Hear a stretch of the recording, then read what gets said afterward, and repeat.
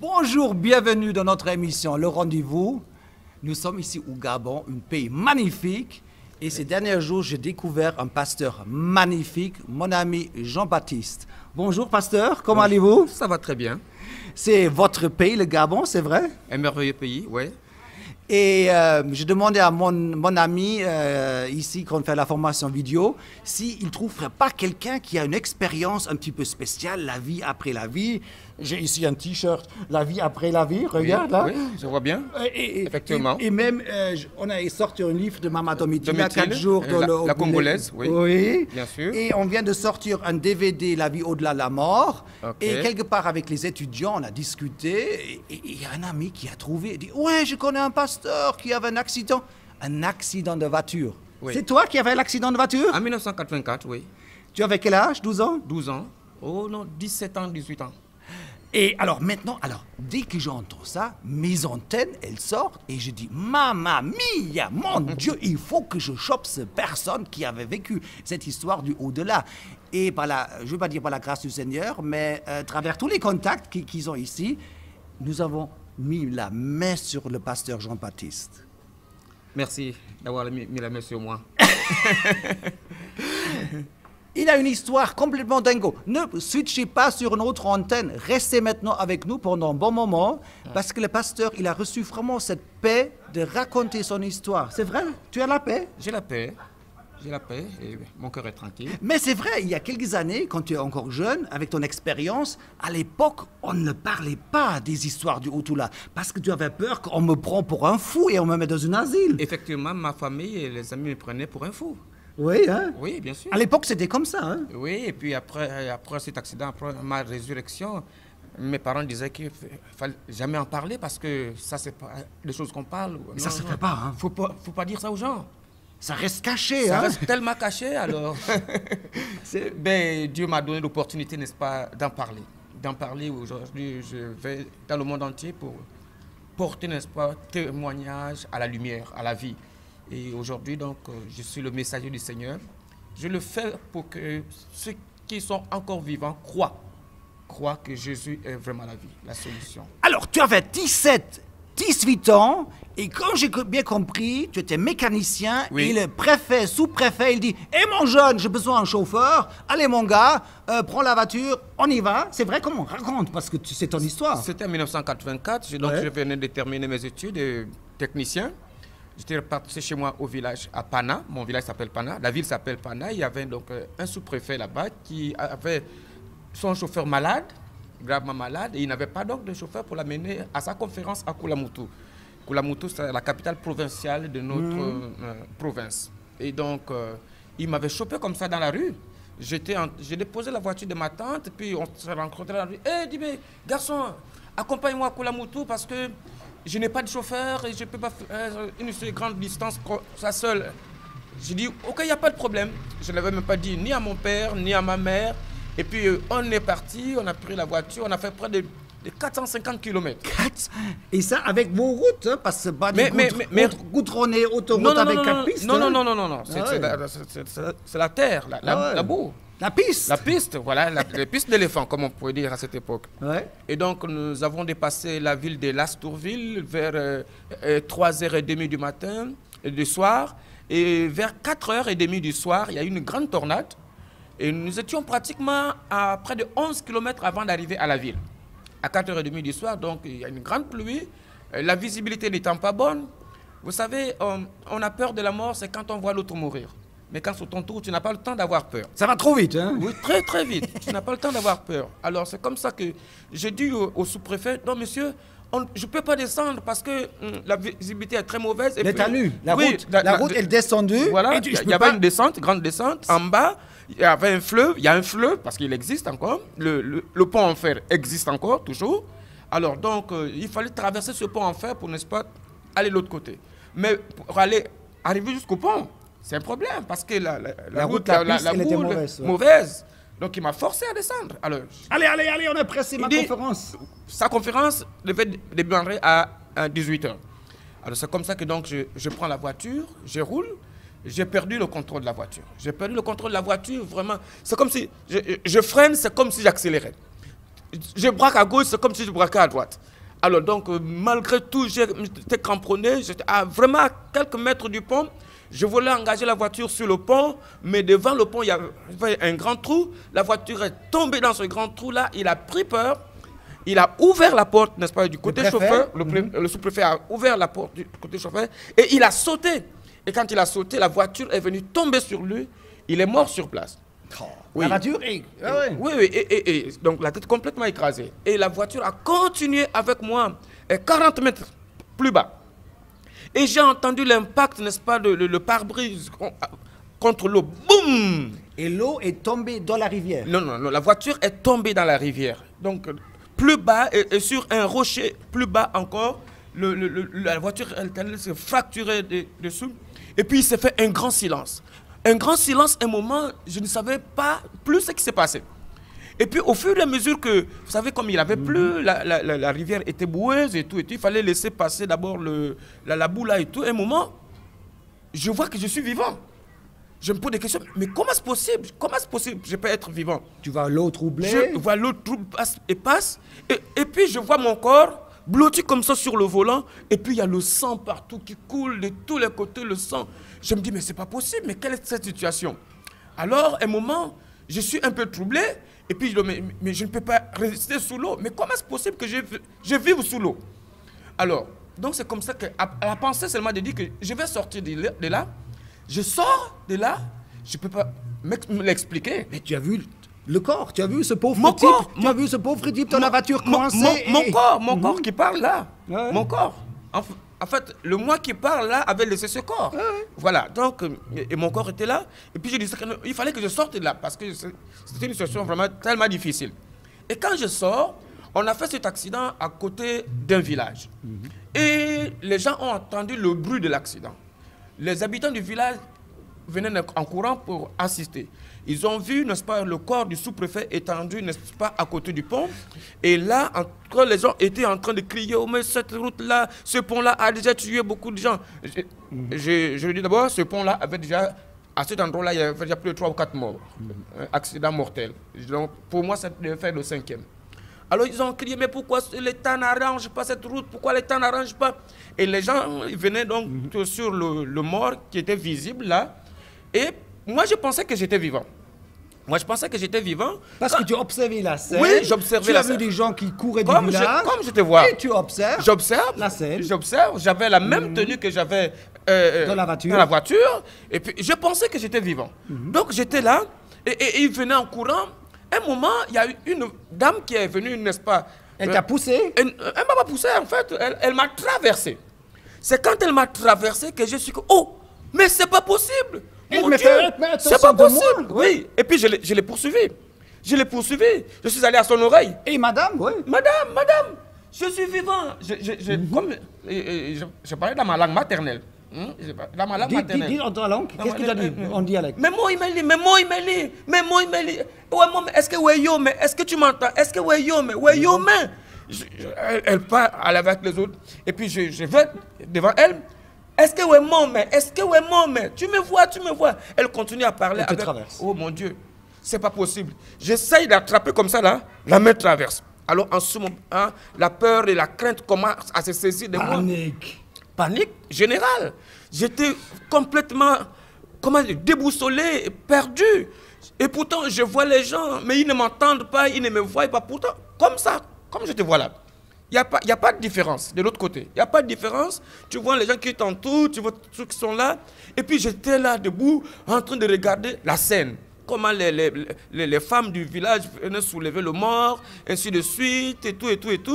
Les gens étaient en train de pleurer. Et moi, j'assistais à tout cela. Un moment, au moins 15 minutes plus tard, je vois le sous-préfet qui sort comme un peu de fourré comme ça et qui vient vers moi. Il me dit, Jean-Baptiste. Il vient du fond du décor, quelque part, oui, il apparaît. Oui. Vous savez, quand il y a, vous voulez par un accident de circulation, par exemple, une voiture vous tamponne, si ton corps tombe, toi-même, tu es projeté hors de ton corps un peu plus loin.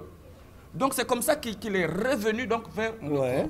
Il n'avait pas encore vu son corps par terre.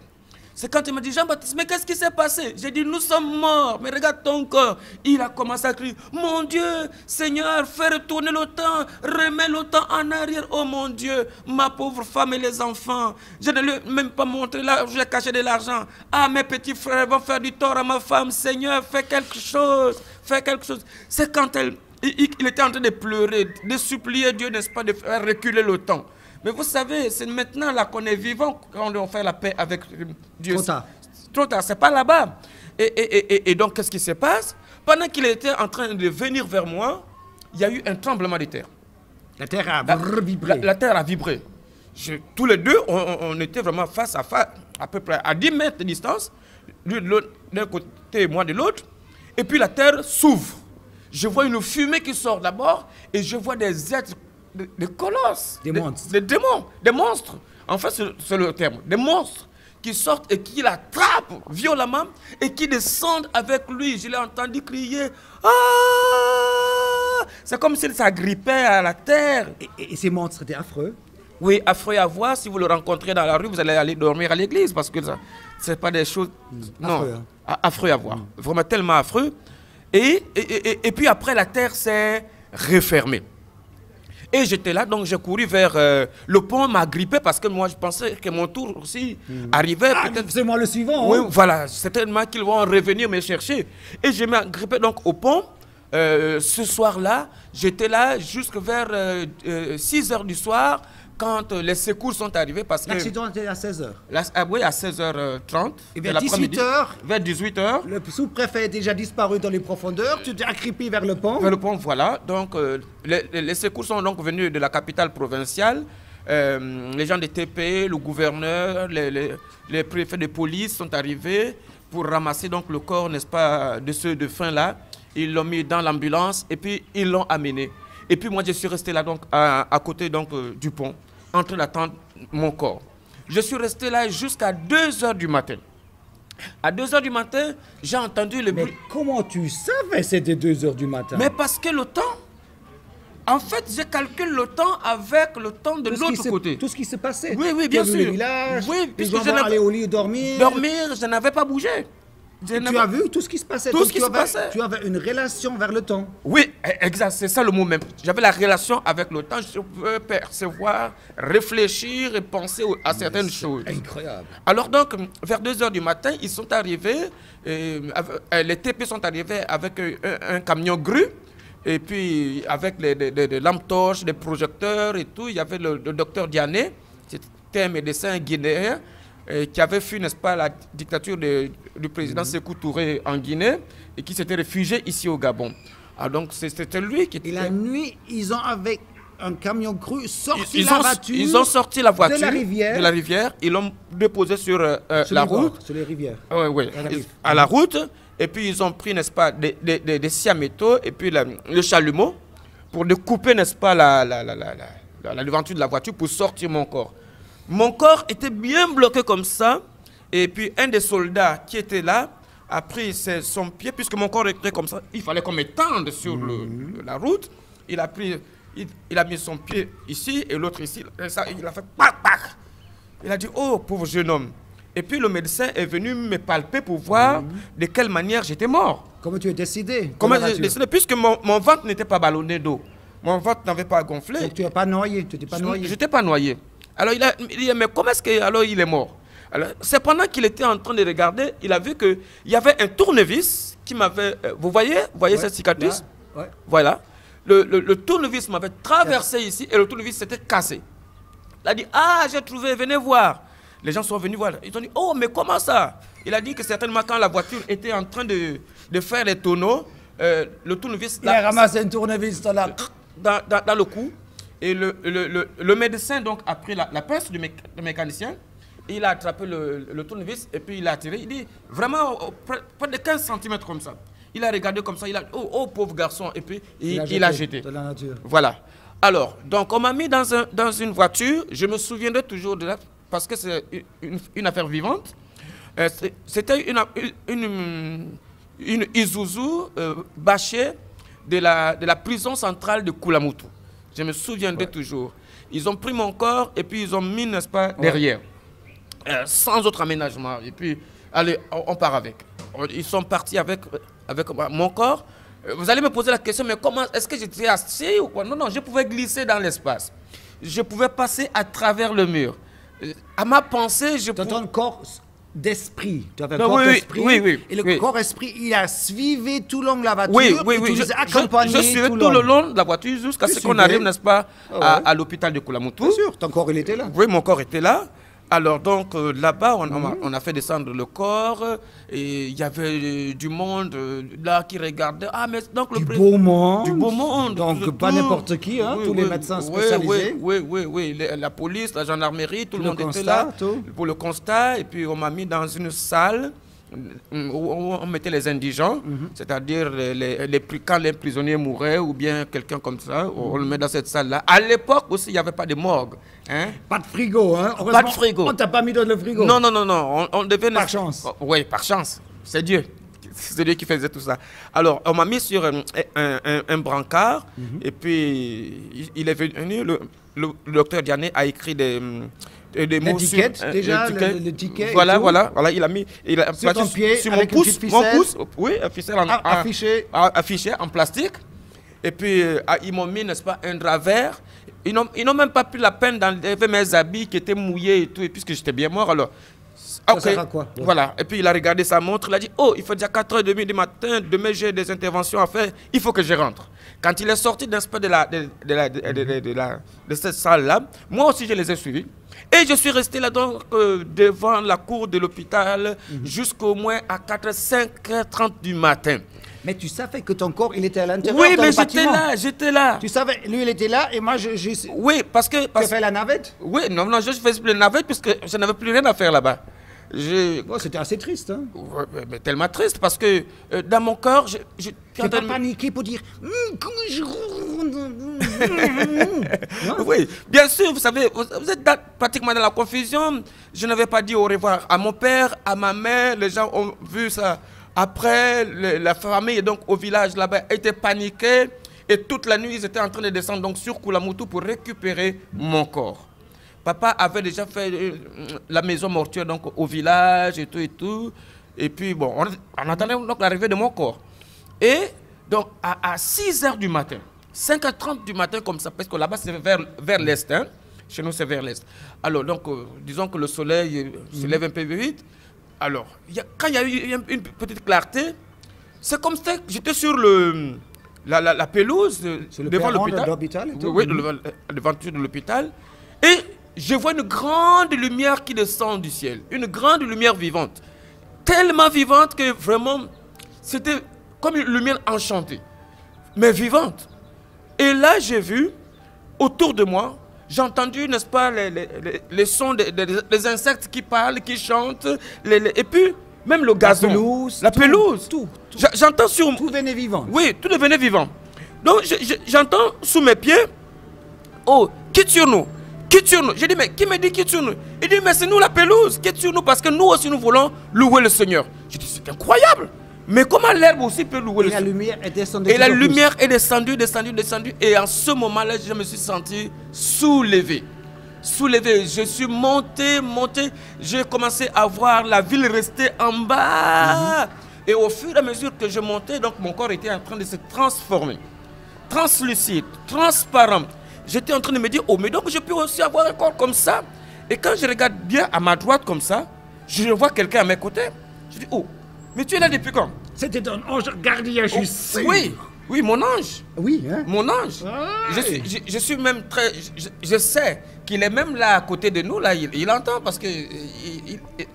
oui. Bon, vas-y, va jusqu'au bout parce que là, voilà. C'est incroyable. Alors, donc, il me dit non, depuis ta naissance, on m'avait affecté pour être à tes côtés. On rentre maintenant à la maison. Attends, tu vas voir tout à l'heure. On est monté plus haut, jusqu'à ce que la terre, on n'a vu plus que les ténèbres, et on est monté très haut, à une vitesse extraordinaire. Mais puis, beaucoup plus loin que la terre. Oui, on a dépassé tout ce qu'on peut penser de physique, l'espace de physique. mais c'est des années-lumière, on peut dire. Au bout de l'univers. Au bout de l'univers, au confin même du septentrion. D'accord. Ok. C'est Voilà. ton impression. Oui, c'est mon important. impression. C'est Oui. important. Ouais. Et puis, il s'est fait comme une grande explosion devant mes yeux. On est arrivé devant un monde, un pays, une grande ville où il y a des immeubles, il y a des maisons, vraiment des choses extraordinaires. Les maisons en pierre de cristal, transparent, le sol pavé d'or, il y avait des fleurs par-ci, par-là, tout parle. Yes. Quand tu as envie, n'est-ce pas, de sentir l'odeur d'une fleur, il t'envoie, n'est-ce pas, son parfum. J'étais Tout est vivant. Tout est Il n'y a vivant. rien qui est juste physique. De tous les comme côtés, ça. je voyais les gens louer le Seigneur. Oh, Jean-Baptiste, tu es arrivé, tu es arrivé. On t'attendait. J'ai dit, mais oh, on m'attendait. Oui, on t'attendait parce qu'on nous a dit que tu devais arriver. Mais quand tu vas repartir, j'ai dit, repartir où? Je vais repartir. Non. On t'attend là-bas. Et puis, mon ange me disait, allons-y, on t'attend là-bas. Alors, pendant qu'on était en train de marcher, sur la voie pavée d'or, de part et d'autre, c'est la joie. Les gens chantent, les gens louaient, ils chantaient. Là-bas, il n'y a pas le soleil. C'est la lumière clair. en général qui Oui, est la lumière. c'est une lumière vivante. Ouais. Il n'y a pas d'astre qui éclaire certaine chaleur, en plus. Non, il n'y a pas de chaleur. Non, je dis, cette lumière n'est pas froide. Elle n'est pas froide, voilà. Voilà. C'est une lumière, tu es vraiment à l'aise. Ouais. Oui, à l'aise. Et puis, donc, je marchais, et puis j'ai regardé au loin, comme à l'horizon. Je vis comme quelque chose, comme un soleil qui s'est levé. Vous voyez quand le soleil... Le matin, l'aurore, l'aurore, même voilà, sous la mer, avec des l'éclat. rayons, voilà, l'éclat. Et il me dit, regarde, c'est ton Seigneur, regarde, c'est ton Dieu. J'ai dit, mon Dieu, mon Seigneur. Il me dit, oui, on va à sa rencontre. Et puis comme ça, il arrive sur un cheval. Et il vient vers moi. Tout le monde acclamait, les gens proclamaient des paroles. C'est lui qui a donné la vie pour son peuple, il a donné son sang pour son peuple. Il est le vivant, il est le régéton de David. Je n'avais jamais lu ça dans la Bible, puisque je n'avais jamais lu la Bible. J'ai entendu. Je me suis dit, mon Dieu, mais quelle fête. Il dit, non, ici c'est comme ça. Et puis quand il arrive vers moi, à 2 mètres de moi, il s'arrête. Il avait les cheveux jaunes. Hein? C'est ce que je peux dire. Hein? Ah ouais. Tu as vu? Oui. Ok. Les cheveux jaunes jusqu'ici. Enfin, si vous rencontrez Jésus quelque part, vous allez savoir que c'est Jésus. Peut-être doré. Doré, voilà, c'est le mot. Doré, avec des yeux étincelants. Vraiment d'amour. Il m'a regardé et il a souri. Il m'a dit, Jean-Baptiste, tu es arrivé? J'ai dit, oui, Seigneur. Il m'a dit, mais j'ai tout permis. J'ai tout permis pour que tu repartes parler aux humains. Que je reviens bientôt. Je suis vivant, je reviens bientôt. Je suis l'auteur de la vie. Tu comprends? Il t'a dit ça? Oui, Il t'a regardé? dans les yeux. T'as une chance. Je suis l'auteur de la vie, Jean-Baptiste. Tu vas repartir. Hein, tu m'appartiens. Tu sais, je t'avais dit. Oui, justement.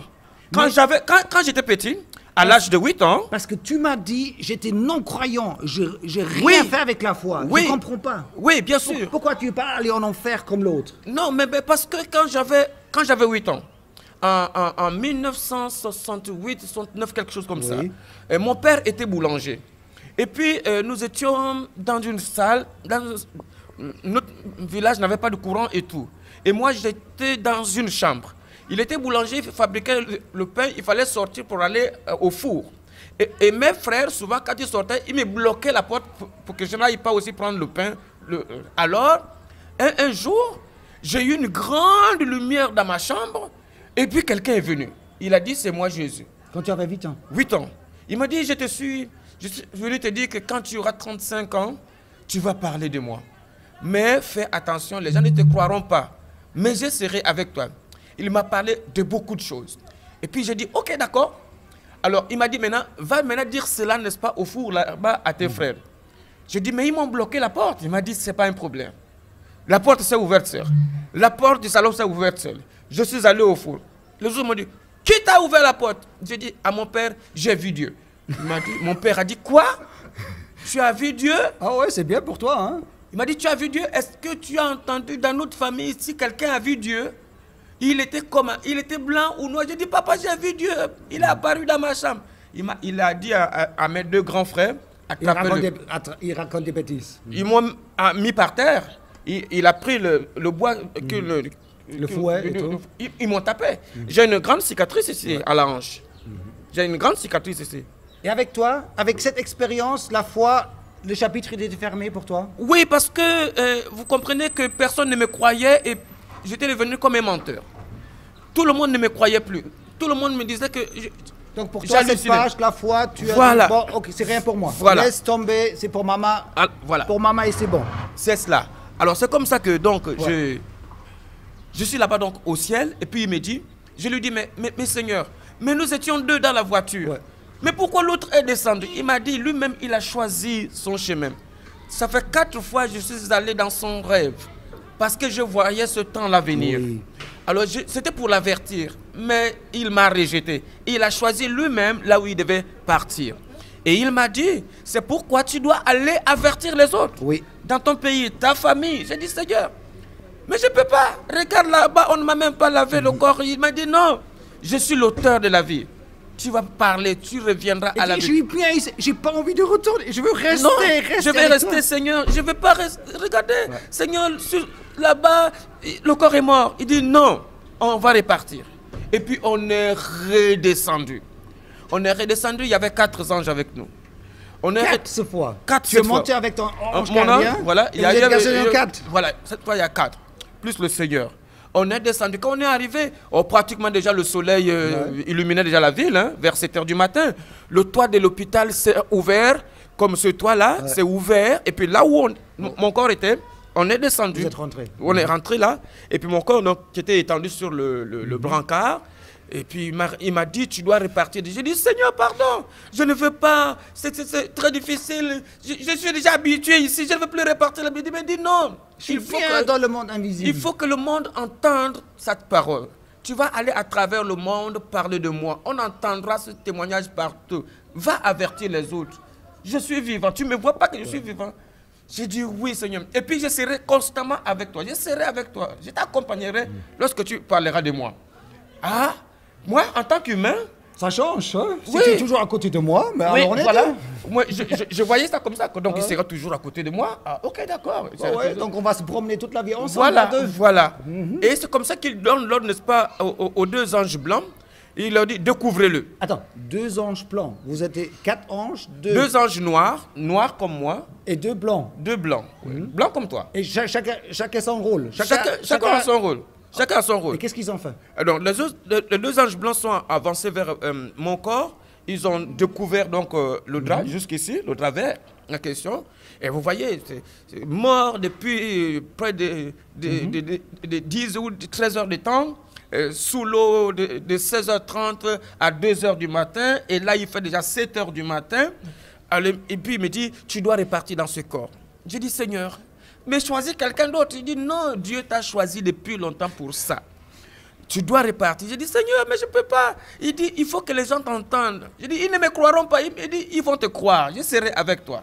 Alors, il a monté, il a dit, n'est-ce pas, aux 2 anges, avancez vers lui encore. Aux 2 blancs? Non, cette fois maintenant, les 2 noirs. Okay. Il dit aux 2 noirs, avancez vers lui. Il avance vers moi. Il dit, bougez sa tête. Pendant qu'ils avançaient vers moi, ils ont revêtu le corps humain. Vraiment instantanément. Ils ont revêtu le corps humain pour bouger un corps humain. Et les anges, ils sont habitants du humain ou ils sont restés anges? Non.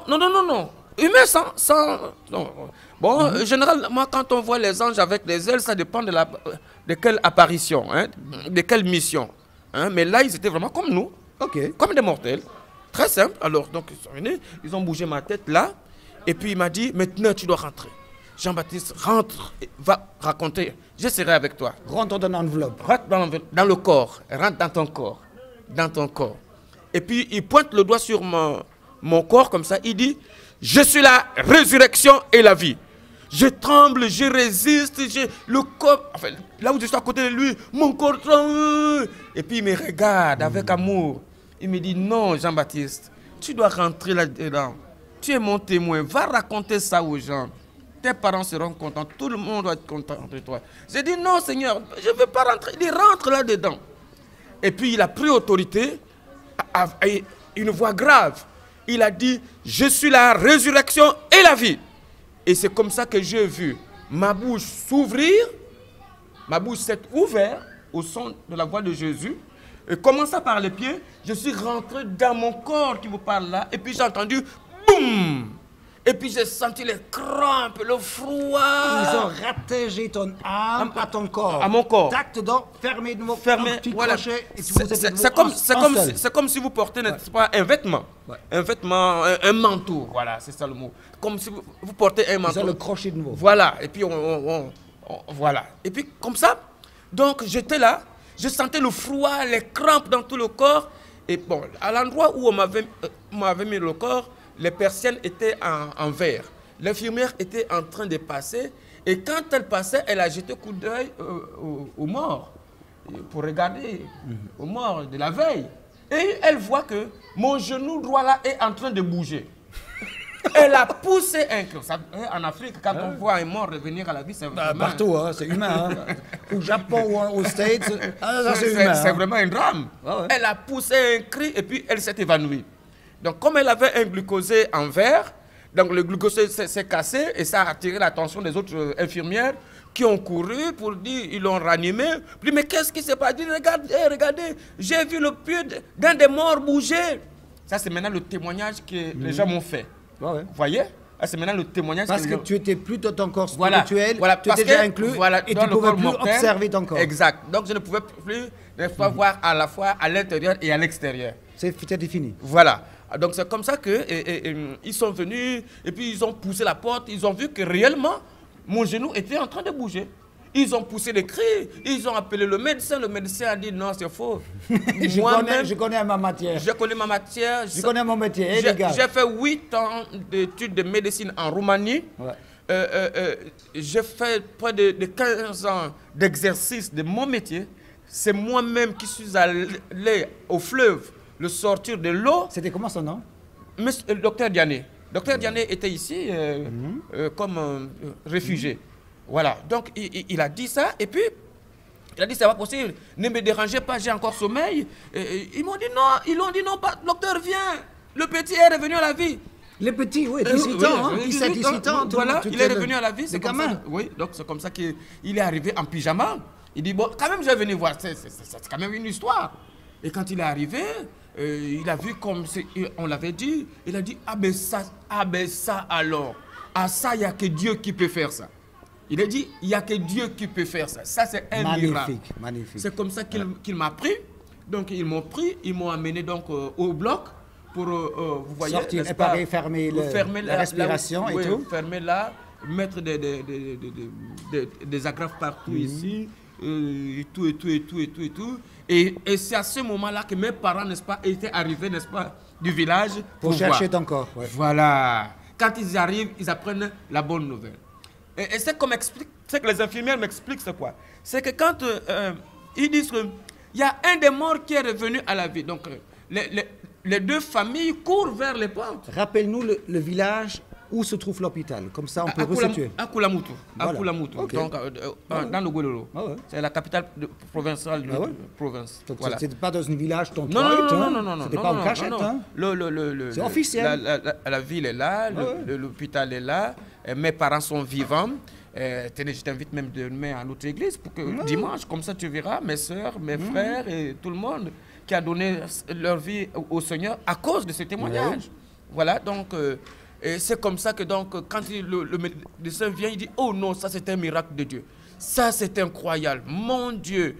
Alors donc ils m'ont amené au bloc et tout. Mon oncle avait déjà la nouvelle ici à Libreville. Il est descendu donc, il a payé un cercueil ici, à Libreville. Arrivé à l'aéroport de Koulamoutou, à la descente, il voit les parents là. On dit, oh, t'annonce une bonne nouvelle. Il dit, quelle bonne nouvelle? Il dit, mais non, Jean-Baptiste est revenu. Il dit, mais qu'est-ce que je vais maintenant faire de ce cercueil? Quelle réponse bête! C'est une réponse humaine, mais c'est beau, hein? J'ai payé, j'ai loué l'avion, j'ai fait tout ça pour... Qu'est-ce que je fais de ce cercueil? On a dit, mais casse le cercueil, va le vendre. Voilà, c'est ainsi ma rencontre avec le Seigneur, de la mort à la vie. C'est ce que je raconte à travers le monde. Dans l'exercice de mon ministère aujourd'hui, il y a déjà 8 morts qui sont revenus à la vie, dont 2 morts à l'église, là où j'exerce en plein dimanche matin. Ici à Libreville. Ici à Libreville. Parce qu'ici, on se trouve au Gabon, donc tu fais séjour au Gabon. Voilà. Donc demain, dimanche, vous passerez à l'église, je vous montrerai la grand-mère de l'enfant qui est venu en plein culte avec un enfant mort. Cher pasteur Jean-Baptiste, maintenant, avec cette histoire, tu as un certain recul. Oui. C'est quand même 20-30 ans en arrière. Oui. Maintenant, pourquoi Dieu il t'a donné cette histoire? Tu l'as dit, ou le Seigneur a dit, mais des gens y ont cru. Finalement, à quoi ça sert ton histoire? Mon histoire sert, n'est-ce pas, à avertir les humains. Avertir à quoi? Mais que... Avertir, je vous dis avertir. Avertir, avertir tout le monde. Voilà, voilà. Que Jésus est vraiment le Seigneur de la vie. Qu'ils doivent donner leur vie au Seigneur. Qu'est-ce que ça veut dire? Il faut tomber à genoux, il faut dire je donne ma vie. Qu'est-ce que ça veut dire? Qu'est-ce qu'on doit faire réellement pour être en haut et pas descendre? Dis-nous, dis aux gens, qu'est-ce qu'il faut faire? Dis-la à ta camarade. Le plus simplement possible avec les simples mots. Dis, qu'est-ce qu'il faut répéter? Dis-le. C'est Jésus. Ouais. C'est Jésus qui est l'auteur de la vie. Ouais. Et quand nous mourrons sans lui, c'est-à-dire que nous allons en enfer. Et l'enfer, j'ai vu le sous-préfet descendre en enfer. Bon, pour moi, je ne savais pas que c'était descendu en enfer. Hein. Je l'ai vu en train de crier, descendre. Et la terre s'est refermée. Mais il m'a dit, va avertir les gens, va parler pour que les gens acceptent le Seigneur, pour qu'ils croient et qu'ils soient sauvés. Sauver, c'est pour avoir la vie éternelle. Mais cher pasteur, as-tu l'impression que travers cette expérience, il y a des gens maintenant au ciel et pas l'enfer? Ça servi à quelque chose, ton histoire? Oui. Tu peux dire, oui, il y a 20, 30 personnes qui ont changé le cap? Oui. Tu peux dire ça? Oui, aujourd'hui, déjà à mon église, j'ai près de 1500 personnes ici à Libreville. Ouais. Et puis j'ai 13 églises ici à Libreville. Arrête, tu es un apôtre. Je ne dois pas dire pasteur, je dois dire apôtre Jean-Baptiste. J'ai 13 églises ici à Votre Excellence, excuse, mais tu es un apôtre alors. J'ai 3 églises en Guinée équatoriale. À Washington, j'ai une église. D'accord. Voilà, donc il y a du monde. Et puis il y a des gens qui sont des défunts, hein, qui sont venus, par exemple, en rêve. Hein. Maintenant, cher apôtre, maintenant je dois changer, je ne dis plus pasteur, cher apôtre. Maintenant, avec cette expérience, toi, tu joues plus avec ton salut, tu n'as pas le temps de courir après d'autres jolies femmes, tu n'as pas le temps de courir après des belles voitures, tu n'as plus le temps de courir après le succès, d'avoir des belles maisons avec des piscines. Cette envie, elle vient pas, elle passe. Tu es quelqu'un qui est différente. Comment tu es maintenant? Non. Je suis un homme qui mène une vie simple. Ouais. Tu comprends? Donc il y a des choses qui changent en toi. Il y a des choses qui ont changé en moi. Je reste humain au milieu de mon peuple. Ouais. Je reste humain au milieu de mon peuple. Par exemple, un homme de ma carrure dans notre pays, les pasteurs se baladent avec des gardes du corps et tout. Vous voyez, je suis arrivé chez vous simplement. Je n'ai personne avec moi. Parce que je sais en qui j'ai cru. Je sais la mission pour laquelle le Seigneur m'a renvoyé sur la terre. Peut-on dire que tu as une partie de l'éternité en toi? Tu portes en toi un petit morceau de l'éternité. Oui. Elle est dedans. Et tu dis, ça c'est cher. Ça, c'est mon trésor. Ça, c'est très cher. C'est un trésor. Hein? Un grand trésor. Ouais. Et tu as eu vraiment la chance de l'écouter ce soir. Ouais. C'est Dieu qui t'a... Qui nous a mis ensemble, qui sont en route. Ah, ça c'est vraiment... C'est extraordinaire. Vous savez, depuis des années, depuis 20 ans, je suis chasseur de primes, chasseur de têtes. Je suis un chasseur d'histoire, la vie après la mort. On a même imprimé le t-shirt, la vie au-delà de la mort. On a sorti un DVD qui s'appelle La vie au-delà de la mort. Voilà. Cher pasteur, d'ailleurs, c'est un cadeau pour toi. Merci. Très bien. Et nous avons aussi imprimé un livre qui s'appelle 4 jours au-delà de Mama Domitila. Aussi un cadeau pour l'apôtre. Oui. C'est de Mama Domitila. C'est aussi connu, hein? Oui, connu. C'est très bien. Et sur ce DVD, nous avons une histoire, une interview avec Stephenson qui se noyait avec 14 ans dans une piscine. Oh. Et son histoire de Stephenson, c'est très proche du tien. C'est ça pourquoi je peux sentir qu'est-ce que tu sens. Hein? Oh, bien sûr. Cher apôtre, pour toi. Merci beaucoup. C'était un plaisir de parler avec toi. Je pense des prochains mois, on va faire d'autres émissions, peut-être même des émissions autour de l'église avec des témoignages de résurrection. Voilà. C'était un plaisir de parler avec toi. Vraiment. C'était vraiment un plaisir. Et pour moi, c'est une joie de partager ces témoignages, de savoir que des milliers de personnes vont l'écouter. Ma prière, c'est que le Seigneur touche le cœur des hommes et des femmes qui vont m'entendre. Et je leur dis, Dieu est vivant. Il est vrai. C'est pas pour rien que je peux m'exposer comme ça pour parler ouvertement. Parce que c'est une histoire connue de chez moi. Tous mes parents, toute la ville, tout le pays.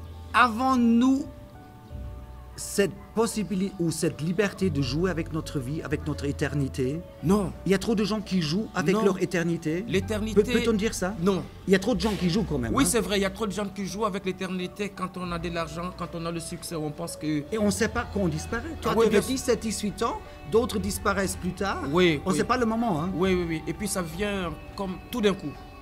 Et c'est pourquoi je dis aux hommes et aux femmes, vous qui me suivez en ce moment, changez de vie. Acceptez le Seigneur. C'est lui vraiment l'avenir. C'est lui l'auteur de la vie. C'est lui l'avenir. Donnez vos vies au Seigneur. Et c'est ça mon message. Est-ce que je peux prier? Regarde dans l'objectif et Voilà. tu fais une prière d'intercession. Que notre émission, elle va porter du fruit. Seigneur, alors que j'ai parlé ce soir, oh Dieu, alors Seigneur que Jésus. le soleil est en train de se coucher à Libreville, que ta grâce, Seigneur, touche tous ceux qui vont m'entendre, tous ceux qui vont m'écouter, dans leur maison, Seigneur. Veille à ce que ta grâce les touche et qu'ils donnent leur cœur au Seigneur. Seigneur, s'il y a des hommes et des femmes qui sont malades, frappés par des infirmités, que la grâce de Dieu les touche au nom de Jésus, qu'ils soient guéris. Seigneur, merci, parce que je sais que tu m'exauces toujours. Au nom de Jésus. Amen. Le plaisir, il était de mon côté. J'espère, cher apôtre, pasteur, tu vas avoir aussi le plaisir de parler sur l'antenne de Dieu TV. Merci. En tout cas, le grand plaisir, c'était de mon côté. C'est un petit peu mon cadeau de au revoir pour quitter Le Gabon. le Gabon prochainement. Les prochains jours, je reviens prendre l'avion. Voilà. Un grand merci et shalom depuis le Gabon. Que Dieu vous bénisse. Que Au Dieu revoir. vous bénisse aussi. Merci. Shalom. Shalom. Shalom. Shalom. Le vrai shalom de Dieu sur votre vie. Amen.